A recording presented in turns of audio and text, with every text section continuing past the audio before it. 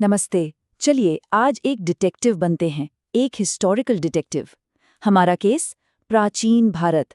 अब सवाल ये उठता है कि जो बातें हम हजारों साल पुराने भारत के बारे में जानते हैं वो हमें पता कैसे चली। देखिए, सुराग तो हर तरफ बिखरे हैं और आज हम लोग मिलकर इन्हीं सुरागों को जोड़ने वाले हैं। तो इस मिस्ट्री की तह तक पहुंचते हैं। सबसे बड़ा सवाल यही है कि जब कोई उस जमाने में था ही नहीं, कोई आई विटनेस नहीं था, तो फिर हिस्टोरियंस हजारों साल पुराने उस दौर को दोबारा से कैसे बना लेते हैं। बस यही वो पजल है जिसे आज हम सॉल्व करने वाले हैं। देखिए, हिस्टोरियंस ने सबूतों के हिसाब से पास्ट को 3 बड़े हिस्सों में बांटा है। सबसे पहले आता है प्री हिस्टोरिक पीरियड, यानी प्रागैतिहासिक काल।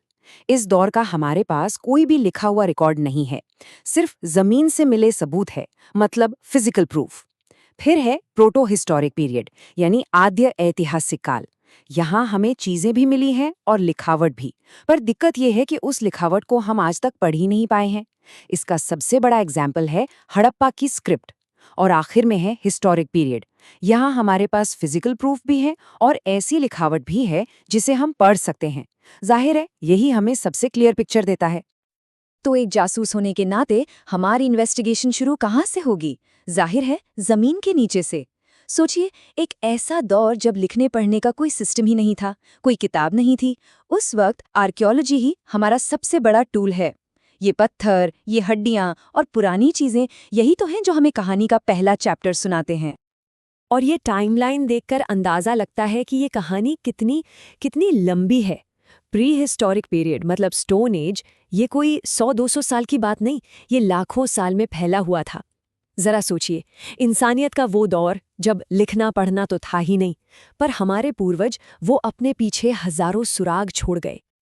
तो चलिए थोड़ा और पीछे चलते हैं। सबसे पुराने दौर में, पैलियोलिथिक एज या पुरा पाषाण युग में, कैसी थी जिंदगी तब?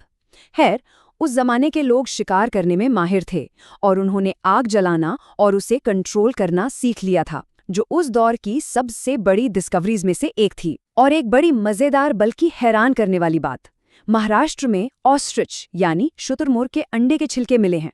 मतलब ये बड़े बड़े पक्षी कभी भारत में भी घूमा करते थे।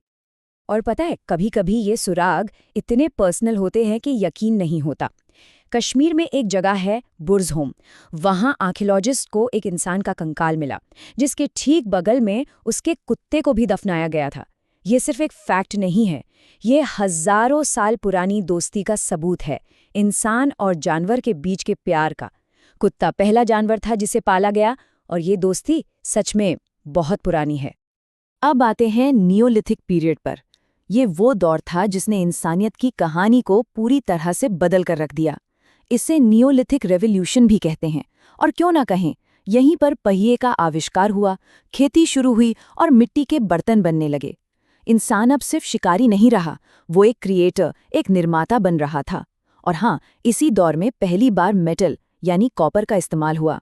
इस एक चीज ने तो समाज की पूरी तस्वीर ही बदल दी। तो देखिए, पत्थरों और हड्डियों से हमें ये तो पता चल जाता है कि क्या हुआ और कहाँ हुआ, पर वो क्यों हुआ ये नहीं पता चलता। लोगों की सोच क्या थी, वो किस चीज़ में यकीन करते थे, उनका समाज कैसा था, ये सब गहराई से समझने के लिए हमें उनकी आवाज़ सुननी पड़ेगी। और इसीलिए हमारी इन्वेस्टिगेशन का अगला फेज है शब्द, यानी वो पवित्र किताबें और कहानियाँ जो पीढ़ियों से चली आ रही हैं। अब हमारी तहकीकात में सबसे बड़े सुराग हैं वेद। इन्हें सिर्फ धर्म की किताबें मत समझिए, ये उस जमाने की दुनिया को देखने वाली खिड़कियां हैं। जैसे सबसे पुराना ऋग्वेद, इसमें भगवान की तारीफ में लिखे भजन हैं, मशहूर गायत्री मंत्र भी इसी में है। फिर है यजुर्वेद, जो हमें यज्ञ और पूजा पाठ के तौर तरीके बताता है। सामवेद को तो इंडियन म्यूजिक का ओरिजिन माना जाता है, इसमें गाने और धुनें हैं।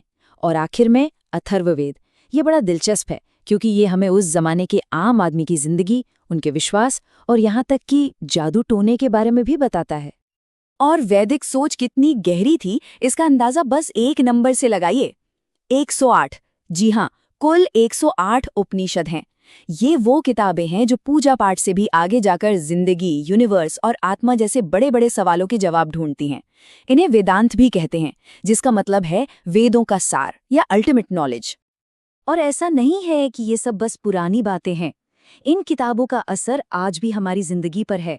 हमारा नेशनल मोटो सत्यमेव जयते, जिसका मतलब है हमेशा सच की ही जीत होती है, ये सीधे मुंडक उपनिषद से लिया गया है। ये एक परफेक्ट एग्जाम्पल है कि कैसे हजारों साल पुराना पास्ट आज भी हमारे प्रेजेंट का हिस्सा है। अच्छा, वेदों और उपनिषदों के अलावा हमारे पास पुराण भी हैं। पुराण क्या है? ये ऐसी किताबें हैं जिनमें कहानियों के जरिए हिस्ट्री और माइथोलॉजी को मिला दिया गया है। ये हमें देवी देवताओं, राजाओं और हीरोज की कहानियां सुनाते हैं। टोटल 18 मेन पुराण हैं और उनमें से सबसे पुराना है मत्स्य पुराण, जिससे हमें पुराने राजा महाराजाओं की पूरी फैमिली ट्री की झलक मिलती है। तो ठीक है, अब तक हमने जमीन से मिले सबूत देख लिए और पुरानी किताबें भी पढ़ लीं, पर हर अच्छी जासूसी कहानी में एक आई विटनेस तो होता ही है ना? हमारी इस केस में ये विटनेस थे बाहर से आए ट्रैवलर्स, स्कॉलर्स और एम्बेसडर्स। ये वो लोग थे जिन्होंने उस जमाने के भारत को एक बाहरी इंसान की नज़र से देखा और अपने एक्सपीरियंस को लिखा, और इनके अकाउंट्स हमें एक बिल्कुल अलग ही पर्सपेक्टिव देते हैं। तो चलिए मिलते हैं हमारे कुछ मेन विटनेसेस से।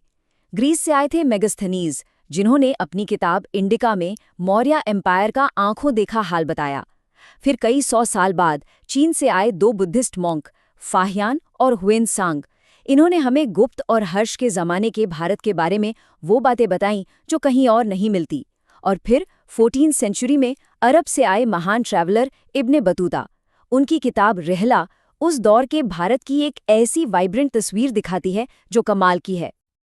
और बाहर के लोगों का भारत के बारे में लिखना कोई नई बात नहीं थी। यहाँ तक कि जिन्हें फादर ऑफ हिस्ट्री कहा जाता है, ग्रीक राइटर हेरोडोटस, उन्होंने भी अपनी किताब हिस्टोरिका में इंडिया और पर्शिया के बीच के रिश्तों के बारे में लिखा था। ये बात साफ करती है कि पुराने ज़माने से ही इंडिया दुनिया के मैप पर एक बहुत इम्पोर्टेंट जगह रहा है। इन ट्रैवलर्स की सबसे खास बात ये थी कि ये अलग अलग कल्चर से आते थे और हर एक ने हमारी हिस्ट्री की पजल में एक नया टुकड़ा जोड़ा। मिसाल के तौर पर इटली से आए निकोलो कॉन्टी और पर्शिया से आए अब्दुल रज़्ज़ाक। इन दोनों ने हमें पावरफुल विजयनगर एम्पायर के बारे में ऐसी ऐसी डिटेल्स दी जो अगर ये न लिखते तो शायद हमेशा के लिए गुम हो जाती। तो अब हमारे पास सारे सुराग इकट्ठा हो गए हैं, जमीन से मिले सबूत, पुरानी किताबें और बाहर वालों के अकाउंट्स। अब आता है आखिरी स्टेप, इन सारे अलग अलग धागों को एक साथ लेकर एक पूरी कहानी बुनना। और यहीं पर एक हिस्टोरिकल डिटेक्टिव का असली काम सामने आता है। तो संक्षेप में यही है एक हिस्टोरियन का टूल किट। वो जमीन से मिले फिजिकल प्रूफ को एनालाइज करते हैं, पुरानी किताबों के गहरे मतलब को समझते हैं और फिर इन सबको फॉरेन ट्रैवलर्स के अकाउंट से क्रॉस चेक करते हैं। देखिए, कोई भी एक सुराग अकेले पूरी कहानी नहीं बता सकता, लेकिन जब इन सबको एक साथ मिलाया जाता है तब जाकर पास्ट की एक रिच और बहुत ही इंटरेस्टिंग पिक्चर सामने आती है। और ये हमें एक आखिरी सवाल पर लाकर छोड़ता है, ये काम असल में कभी खत्म नहीं होता। जमीन से निकली हर नई चीज़, हर नई किताब जिसका मतलब हमें समझ आता है, वो हमारी हिस्ट्री की कहानी में एक नया चैप्टर जोड़ देती है। तो सवाल ये है कि हमारी ज़मीन के नीचे या हमारी पुरानी किताबों में अभी और कौन से राज दबे हुए हैं जो बस खोजे जाने का इंतज़ार कर रहे हैं। कहानी अभी बाकी है।